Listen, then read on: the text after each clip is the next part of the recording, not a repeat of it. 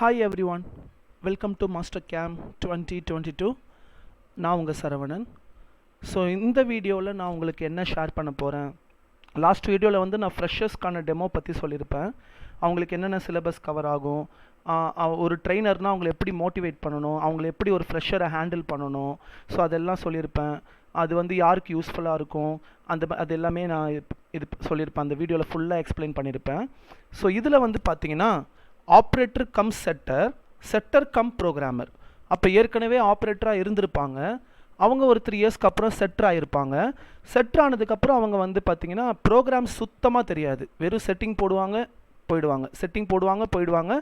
Program வந்து வெளியிலேருந்து வந்து பண்ணிட்டு போவாங்க. அந்த மாதிரி கேட்டகரிலாம் இருக்குது. வெளியிலேருந்து கான்ட்ராக்டில் வந்து ப்ரோக்ராம் பண்ணிட்டு போவாங்க. அந்த ப்ரோக்ராமை இவங்க எடிட் மட்டும் பண்ணுவாங்க.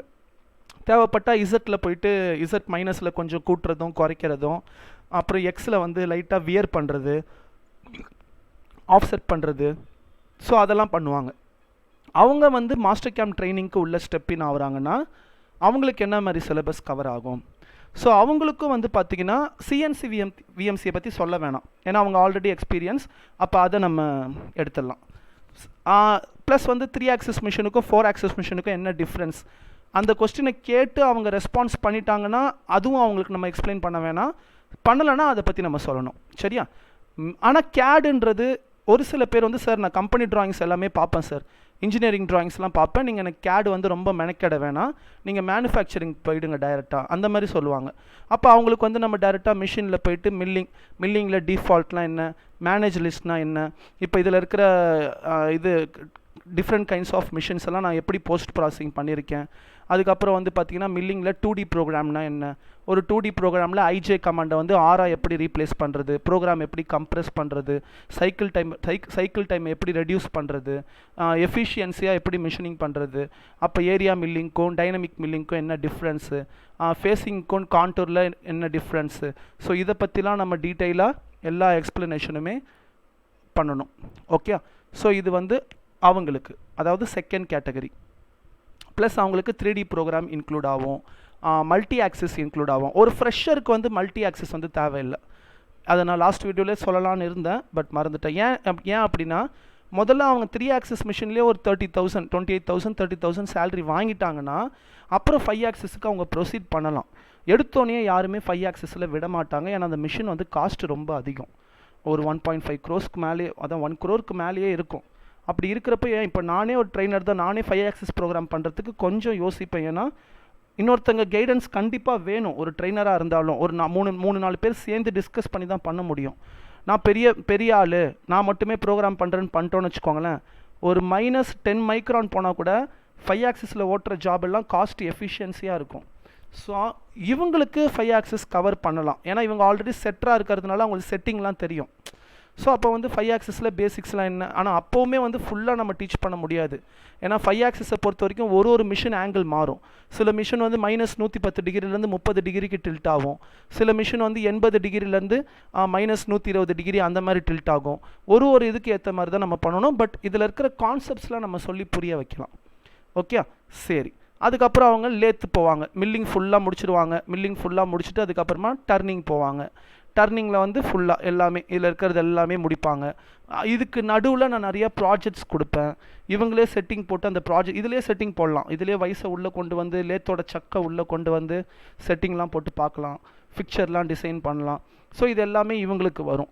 ஃப்ரெஷர்ஸ்க்கு வந்து முதல்ல கேடுனா என்ன, கேம்னா என்ன, அதை சொல்லி புரிய வச்சிட்டாலே அவங்க மேட்டர் சால்வ்.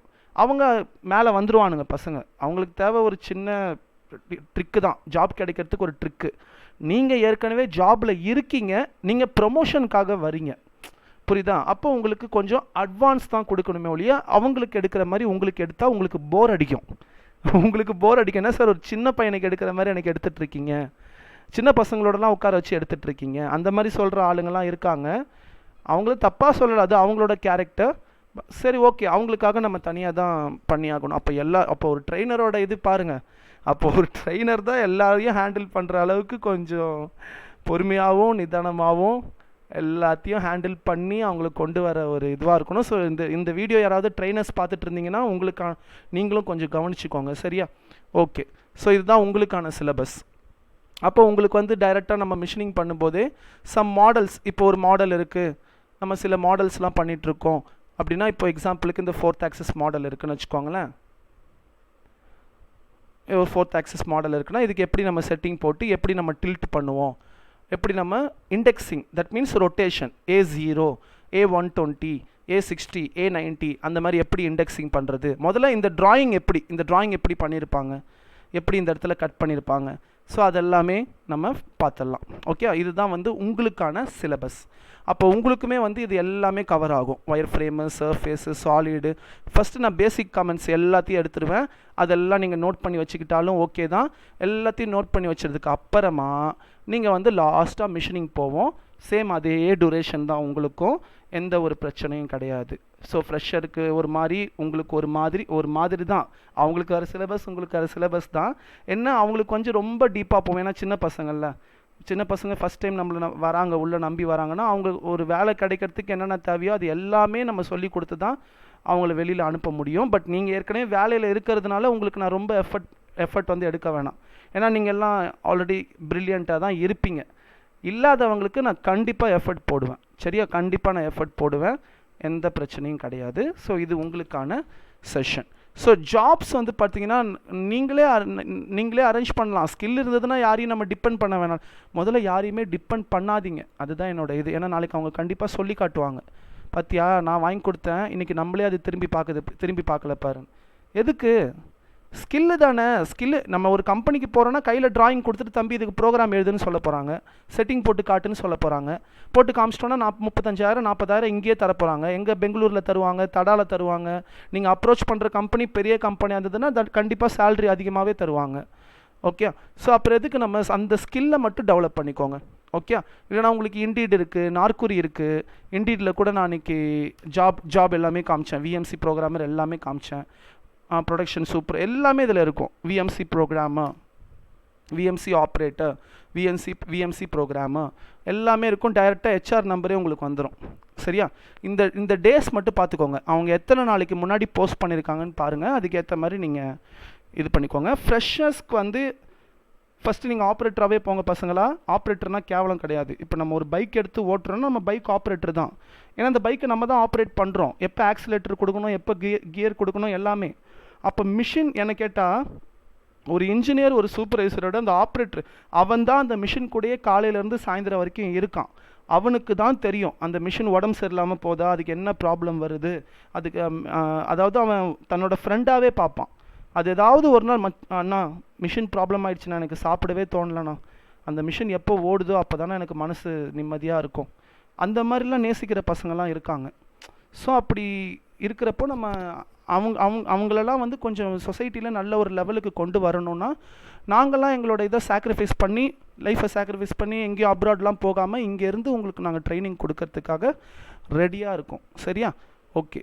ஸோ இதுதான் வந்து உங்களுக்கான சிலபஸ். யாருக்கு? Second category, that means operator cum setter cum programmer. Okay, so நீங்கள் இதெல்லாம் எல்லாமே உங்களுக்கு கவர் ஆகும். டிராஃப்டிங், ட்ரான்ஸ்ஃபார்ம் ப்ளஸ் மிஷினிங்கில் இன்னும் கொஞ்சம் டீப்பாக போவேன். அவங்களுக்கு சொல்லி கொடுக்கறத விட இன்னும் கொஞ்சம் டீப்பாக. ஏன்னா நீங்கள் ஏற்கனவே செட்டராக இருக்கிறதுனால நிறையா கேட்பீங்க. ஸோ அதனால் உங்களுக்கு ப்ரோக்ராமிங்க்கு நீங்கள் ஃப்ரெஷர், அவங்க டோட்டலாகவே ஃப்ரெஷரு, நீங்கள் ப்ரோக்ராமிங்க்கு ஃப்ரெஷருன்றதுனால உங்களுக்கு கொஞ்சம் டீப்பாக போகும். ஓகே, ஸோ இதுதான் உங்களுக்கான syllabus. So all the best, God bless you always. Next வீடியோவில் தேர்ட் கேட்டகரியை பற்றி நான் ஷேர் பண்ணுறேன். அவங்களுக்கு என்னென்ன சிலபஸ் வரும்ன்றதை நம்ம நெக்ஸ்ட் வீடியோவில் பார்க்கலாம்.